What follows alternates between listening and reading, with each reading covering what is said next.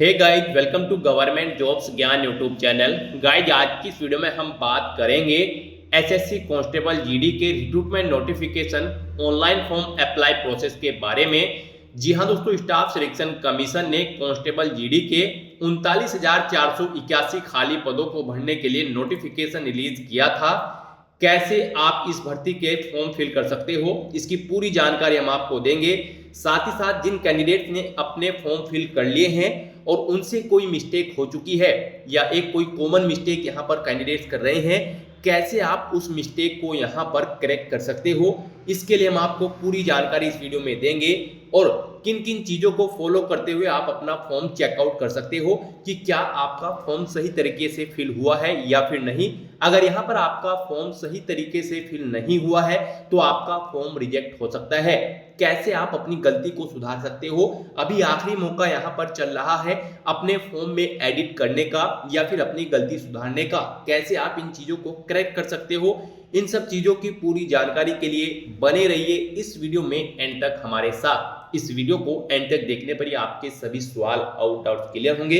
उसके बाद वीडियो पसंद आए तो इसे लाइक और शेयर कर दें, चैनल पर नए हो तो इसे सब्सक्राइब कर लें। तो गाइस, बिना कोई वक्त गंवाए चलिए शुरू करते हैं।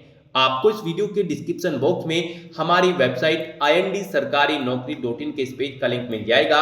यहाँ पर आपको इस भर्ती के रिगार्डिंग सभी डिटेल्स प्रोवाइड कर दी गई है। स्टाफ सिलेक्शन कमीशन कर्मचारी चयन आयोग ने कुछ दिनों पहले कांस्टेबल जीडी के 39,481 खाली पदों को भरने के लिए नोटिफिकेशन रिलीज किया था। यहाँ पर कैंडिडेट से एप्लीकेशन फॉर्म 5 सितंबर 2024 से एक्सेप्ट किए जा रहे हैं और last date application form accept करने की 14 अक्टूबर 2024 है। यानी कि आखिरी समय यहाँ पर आपके फॉर्म फिलअप का चल रहा है। आपको 14 अक्टूबर 2024 से पहले पहले अपने फॉर्म फिल कर देने हैं। और जिन कैंडिडेट्स ने अपने फॉर्म फिल कर दिए हैं वो अपनी गलती यहाँ पर कैसे सुधार सकते हैं, इसकी पूरी जानकारी हम आपको इस वीडियो में देने जा रहे हैं। आपको एंड तक हमारे साथ बने रहना है।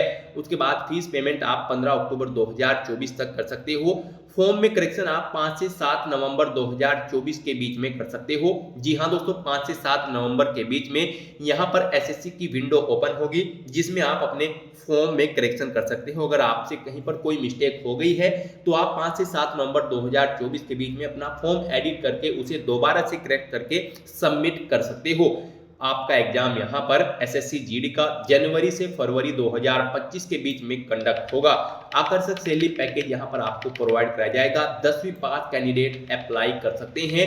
18 से 23 साल आयु सीमा के बीच के कैंडिडेट यहाँ पर ऑल इंडिया से अप्लाई कर सकते हैं। अप्लाई करने के लिए आपको इस पेज को नीचे स्क्रॉल डाउन करना है। इंपॉर्टेंट लिंक सेक्शन में आकर ऑफिशियल नोटिफिकेशन पीडीएफ के लिंक पर क्लिक करके आपको सभी डिटेल्स केयरफुली रीड आउट कर लेनी है। गाइस, यहाँ पर आपको फॉर्म फिल करने से पहले इस नोटिफिकेशन में से सभी डिटेल्स 1 बाय 1 करके केयरफुली रीड आउट करनी है। उसके बाद आपको अपना फॉर्म अप्लाई करना है, यानी कि फिल करना है। फॉर्म फिल करने के लिए आपको हमारी वेबसाइट के इसी पेज पर ही अप्लाई ऑनलाइन का लिंक दिया गया है। जैसे ही आप इस लिंक पर क्लिक करेंगे तो आपके सामने यहाँ पर एसएससी का ये ऑफिशियल पोर्टल ओपन हो जाएगा। कॉमनली कैंडिडेट्स यहाँ पर मेन मिस्टेक तब करते हैं जब उन्हें अपना एग्जामिनेशन सेंटर सेलेक्ट करना होता है। तो आपको जब आप फॉर्म में आगे बढ़ोगे तो आपको अपना एग्जामिनेशन सेंटर केयरफुली चूज करना है। उसी एग्जामिनेशन सेंटर पर आपका एग्जाम पेपर कंडक्ट होगा। साथ ही साथ आपको एग्जामिनेशन पेपर की लैंग्वेज को भी ध्यान से चूज करना है। किस लैंग्वेज में आप अपना पेपर यहाँ पर देना चाहते हो, इंग्लिश, हिंदी या फिर जिस भी लैंग्वेज में आप देना चाहते हैं वो लैंग्वेज आपको केयरफुली सिलेक्ट करनी है। इन चीज़ों को आपको फॉर्म फिल करते समय ध्यान रखना होता है। मेनली अपना फोटो और सिग्नेचर अपलोड करते हुए भी आपको उनके केबीज का ध्यान रखना है। कितने केबीज में आपका फोटो और सिग्नेचर रिक्वायर्ड है, उन्हीं केबीज के अकॉर्डिंग आपको अपने डॉक्यूमेंट्स अपलोड करने हैं। तो कॉमनली कैंडिडेट्स यहाँ पर अपने फोटो अपलोड करते समय, डॉक्यूमेंट्स अपलोड करते हुए मिस्टेक करते हैं। उस समय आपको अपना केयरफुली अपने सभी डॉक्यूमेंट्स अपलोड करने हैं। जितनी केबी में भी रिक्वायर्ड है उतने केबी में ही आपको अपने फोटो और सिग्नेचर यहाँ पर अपलोड करने करने होंगे। आगे हम आपको पूरी जानकारी देंगे कितने केबी में आपको अपने कौन से डॉक्यूमेंट्स अपलोड करने हैं, तो वहां पर आपको केयरफुली अपने डॉक्यूमेंट्स अपलोड करने हैं। तो चलिए शुरू करते हैं। यहां पर आकर गाइस आपको इस वेबसाइट के टॉप पर ही लॉगिन और रजिस्टर ये टैब दी गई है। आपको इस टैब पर क्लिक करना है और अगर आपने पहले से रजिस्ट्रेशन कर रखा है तो आपको लॉगिन करके अपना फॉर्म फिल कर लेना है। और अगर आपने रजिस्ट्रेशन नहीं कर रखा है OTR का यानी कि वन टाइम रजिस्ट्रेशन SSC पे कंप्लीट नहीं कर रखा है तो सबसे पहले यहाँ पर आपको अपना रजिस्ट्रेशन करना होगा और उसके बाद आपको अपना फॉर्म फिल करना होगा। तो यहाँ पर आपको रजिस्टर नाउ का ये लिंक दिया गया है, आपको इस लिंक पर क्लिक करना है। उसके बाद आपके सामने कुछ इस तरह से इंटरफेस खुलेगा। यहाँ पर आपको वन टाइम रजिस्ट्रेशन में 4 चीजें फॉलो करनी होंगी। सबसे पहले आपको अपनी पर्सनल डिटेल देनी है, फिर आपको अपना पासवर्ड क्रिएट करना है, उसके बाद आपको अपनी एडिशनल डिटेल्स प्रोवाइड करनी है और फिर डिक्लेयर करते हुए अपना रजिस्ट्रेशन कंप्लीट कर लेना है। तो यहाँ पर आपको कंटिन्यू ऑप्शन पर क्लिक करना है। फिर आपके सामने कुछ इस तरह से इंटरफेस खुलेगा। यहाँ पर आपको अपनी पर्सनल डिटेल देनी है। सबसे पहले पूछा गया है कि क्या आपके पास आधार कार्ड है, अगर है तो यस करें और फिर उसका नंबर यहाँ पर एंटर करें। वही नंबर एक बार फिर से यहाँ पर एंटर करें और अपना आधार नंबर आप वेरीफाई कर लें। और अगर आपके पास आधार कार्ड नहीं है तो यहाँ पर आपको नो ऑप्शन सिलेक्ट करना है। फिर आपको अपनी कोई और आइडेंटिफिकेशन यहाँ पर आईडी सिलेक्ट कर लेनी है, जैसे कि यहाँ पर आपका driving licence, employ ID, PAN card, passport जो भी आपके पास है यहाँ पर आप ऑप्शन सिलेक्ट करें और फिर उसका नंबर यहाँ पर एंटर कर दें। फिर यहाँ पर आपको अपना नाम एंटर करना है। आपको अपना ये नाम अपनी 10वीं की मार्कशीट के अकॉर्डिंग एंटर करना है। फिर आपको अपना नाम यहाँ पर वेरीफाई कर लेना है, एक बार फिर से एंटर करके सेम नेम। उसके बाद यहाँ पर आपसे पूछा गया है कि क्या आपने कभी अपना नाम चेंज किया है, अगर किया है तो यहाँ पर आप यस ऑप्शन सिलेक्ट करें और फिर यहाँ पर चेंज नेम आप एंटर कर दें। और अगर आपने कभी अपना नाम चेंज नहीं किया है तो यहाँ पर आपको नो ऑप्शन सिलेक्ट करना होगा। तो इस तरह से यहाँ पर आपका ये फॉर्म पहले की ही तरह यहाँ पर भरा जाएगा, जैसे कि आपने SSC के रजिस्ट्रेशन टाइम पे अपना फॉर्म फिल किया था रजिस्ट्रेशन करते हुए। बस यहाँ पर अब आपको इस नए पोर्टल पर दोबारा से इसको वन टाइम रजिस्ट्रेशन का नाम दे दिया गया है। आपको अपनी डिटेल सेम ऐसे ही यहाँ पर प्रोवाइड करानी है। नाम के बाद आपको यहाँ पर अपना जेंडर सेलेक्ट कर लेना है। उसके बाद आपको अपना जेंडर वेरीफाई कर लेना है, यानी कि एक बार फिर से सिलेक्ट करना है। फिर यहाँ पर आपको अपनी डेट ऑफ बर्थ इस कैलेंडर में से सिलेक्ट कर लेनी है। वही डेट ऑफ बर्थ आपको एक बार फिर से इस कैलेंडर में से सिलेक्ट करके अपनी डेट ऑफ बर्थ को वेरीफाई कर लेना है। उसके बाद यहाँ पर आपको अपने फादर का नाम एंटर करना है। फिर वही नाम आपको एक बार फिर से एंटर करना है अपने फादर का वेरिफिकेशन के लिए। ऐसे ही यहाँ पर आपको अपनी मदर का नाम एंटर करना है और फिर उसे भी यहाँ पर आपको वेरीफाई कर लेना है। उसके बाद यहाँ पर आपसे पूछा गया है आपकी 10वीं क्लास की एजुकेशन बोर्ड के बारे में, आपने किस एजुकेशन बोर्ड से अपनी 10वीं क्लास पास आउट की है, वो यहाँ पर आप सिलेक्ट करें। फिर यहाँ पर आप दोबारा से वही बोर्ड सिलेक्ट करके उसे यहाँ पर आप वेरीफाई कर लें। उसके बाद यहाँ पर आपको अपनी 10वीं क्लास का रोल नंबर एंटर कर देना है। फिर वही रोल नंबर आपको एक बार फिर से एंटर कर देना है वेरिफिकेशन के लिए। फिर आपको यहाँ पर अपना पासिंग ईयर सिलेक्ट करना है, कब आपने अपनी 10वीं क्लास पास आउट की है, वो ही पासिंग ईयर आपको एक बार फिर से सिलेक्ट करना है। यहाँ पर आपको सभी फील्ड्स की डिटेल 2 बार सिलेक्ट करनी है या फिर एंटर करनी है वेरिफिकेशन के लिए। उसके बाद यहाँ पर आपको अपनी highest level of educational qualification यहाँ पर सिलेक्ट कर लेनी है। आपने 12वीं क्लास पास आउट कर रखी है, ग्रेजुएशन, पोस्ट ग्रेजुएशन या फिर PhD, जो भी आपने यहाँ पर अपनी हायर क्वालिफिकेशन पास आउट कर रखी है वो यहाँ पर आप सिलेक्ट करें, एक बार फिर से सिलेक्ट करें। फिर यहाँ पर आपको अपना मोबाइल नंबर एंटर करना है और ईमेल आईडी यहाँ पर एंटर करनी होंगी। यहाँ पर जैसे ही आप अपना मोबाइल नंबर और ईमेल आईडी एंटर करोगे तो आपके सामने यहाँ पर सेंड OTP का ऑप्शन आएगा। आपको सेंड OTP ऑप्शन पर क्लिक करना है और उसके बाद आपके रजिस्टर्ड मोबाइल नंबर और ईमेल आईडी पर OTP जाएंगे। वो OTP आपको यहाँ पर एंटर करके अपना मोबाइल नंबर और ईमेल आईडी को वेरीफाई कर लेना है। इसके बाद आपको यहाँ पर अपनी सभी डिटेल्स फिल आउट करने के बाद सेव एंड नेक्स्ट ऑप्शन पर क्लिक कर देना है। इस तरह से यहाँ पर आपका वन टाइम रजिस्ट्रेशन हो जाएगा। आपको एक रजिस्ट्रेशन नंबर यहाँ पर प्रोवाइड कर दिया गया है। ये रजिस्ट्रेशन नंबर और एक पासवर्ड आपकी रजिस्टर्ड मोबाइल नंबर और ईमेल आईडी पर भी सबमिट किए गए हैं। आपको इन्हें केयरफुली नोट डाउन करके रख लेना है फ्यूचर यूज के लिए। तो यहाँ पर अब आपको कंटिन्यू के इस ऑप्शन पर क्लिक करना है। उसके बाद यहाँ पर आपको अपना रजिस्ट्रेशन नंबर एंटर करना है और पासवर्ड एंटर करना है, वो पासवर्ड जो आपके रजिस्टर्ड मोबाइल नंबर और ईमेल आईडी पर सबमिट किया गया है। उसके बाद आपको ये कैप्चा कोड यहाँ पर एंटर करना है और साइन इन की स्टेप पर क्लिक करके अपने डैशबोर्ड में साइन इन कर लेना है। नेक्स्ट आपके सामने कुछ इस तरह से इंटरफेस खुलेगा। यहाँ पर अब आपको अपना नया पासवर्ड सेट करना है। गाइस यहाँ पर आपको आपका रजिस्ट्रेशन नंबर ऑटोमेटिकली फील्ड मिल जाएगा। अब यहाँ पर आपको अपना ओल्ड पासवर्ड एंटर करना है जो आपके रजिस्टर्ड मोबाइल नंबर और ईमेल आईडी पर सबमिट किया गया था। वो पासवर्ड यहाँ पर एंटर करने के बाद आपको अपना नया पासवर्ड क्रिएट करना है।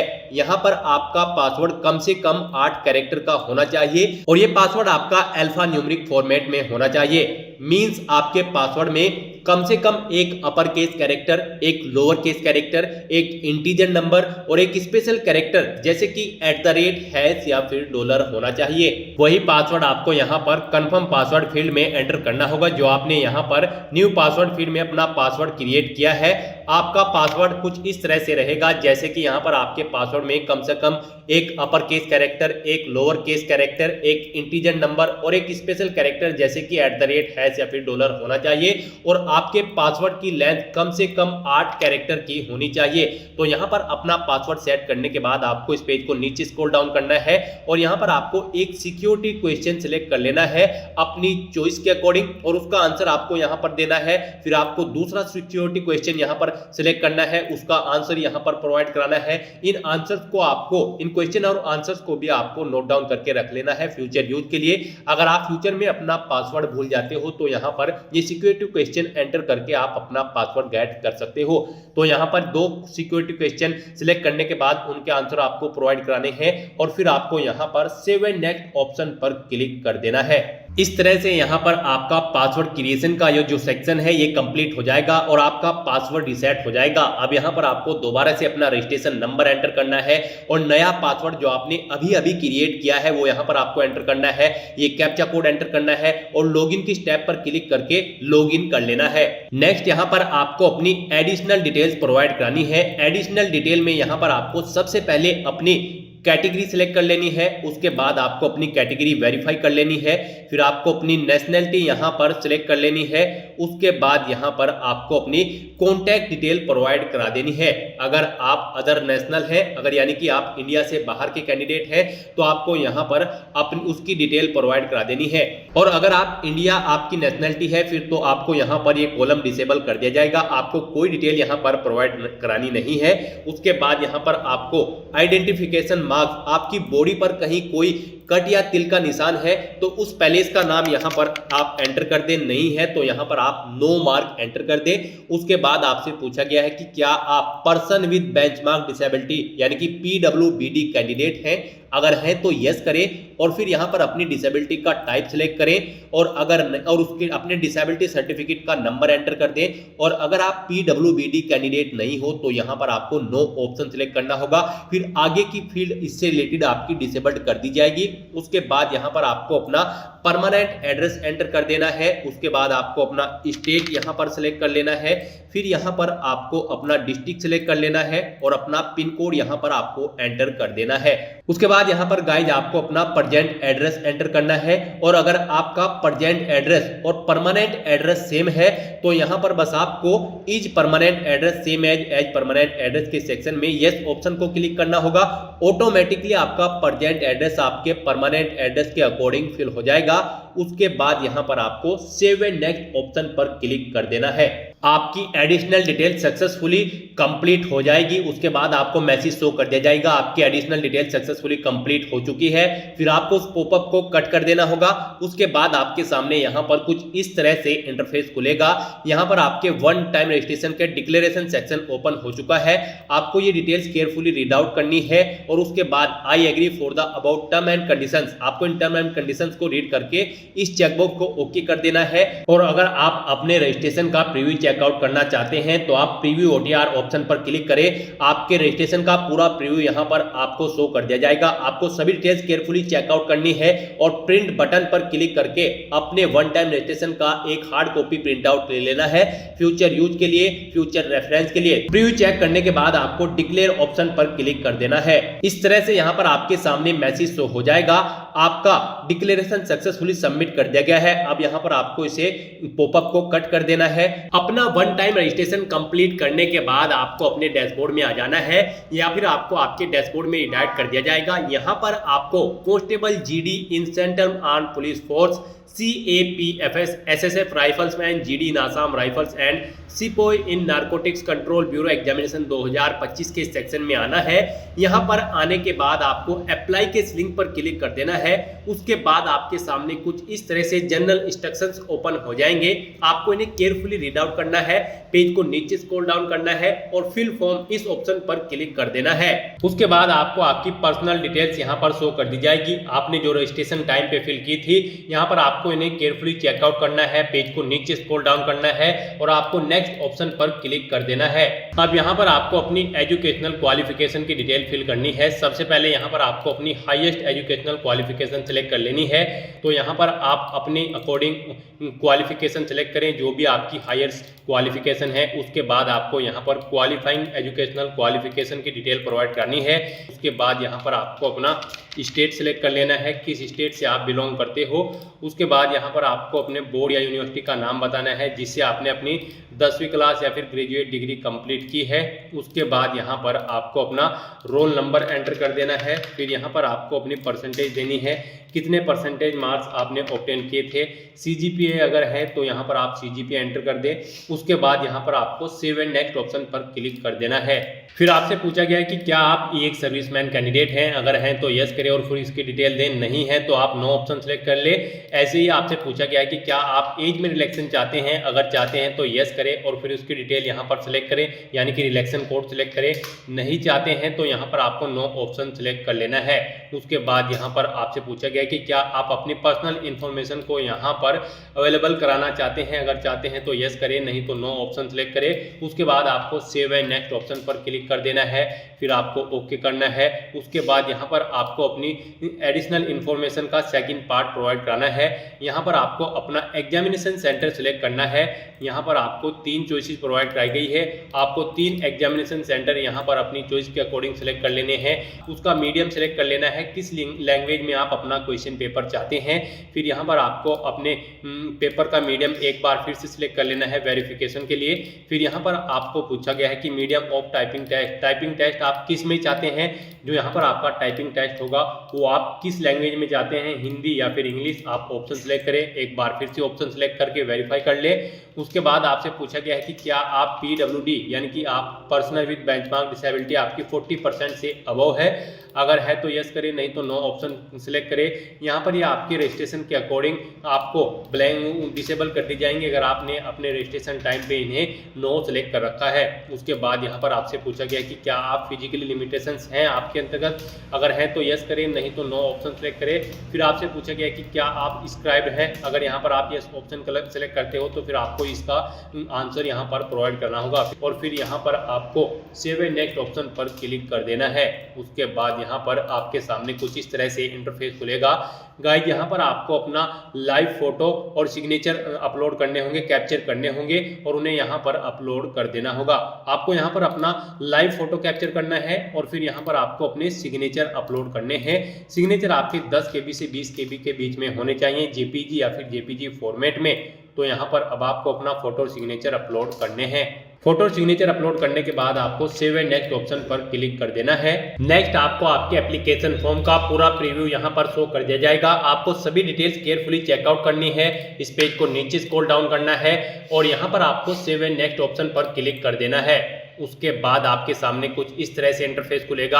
अब यहाँ पर आपको आई एग्री चेकबॉक्स को ओके करना है, ये कैप्चा कोड यहाँ पर एंटर करना है और फिर आपको सेव एंड नेक्स्ट ऑप्शन पर क्लिक कर देना है। इस तरह से यहाँ पर आपका एप्लीकेशन फॉर्म सक्सेसफुली सबमिट हो चुका है। आपको प्रिंट एप्लीकेशन इस ऑप्शन पर क्लिक करके अपने एप्लीकेशन फॉर्म का एक हार्ड कॉपी प्रिंट आउट ले लेना है, फ्यूचर यूज के लिए, फ्यूचर रेफरेंस के लिए। तो दोस्तों ऐसे आप अपना SSC कांस्टेबल GD 39,481 पोस्ट के लिए फॉर्म अप्लाई कर सकते हो और जो गलतियां आपने की है उन्हें आप सुधार सकते हैं। आज की इस वीडियो में बस इतना ही। आई होप ये वीडियो आपको पसंद आई होगी। अगर पसंद आई हो तो इसे लाइक और शेयर करें। चैनल पर नए हो तो इसे सब्सक्राइब कर लें। Thanks for watching.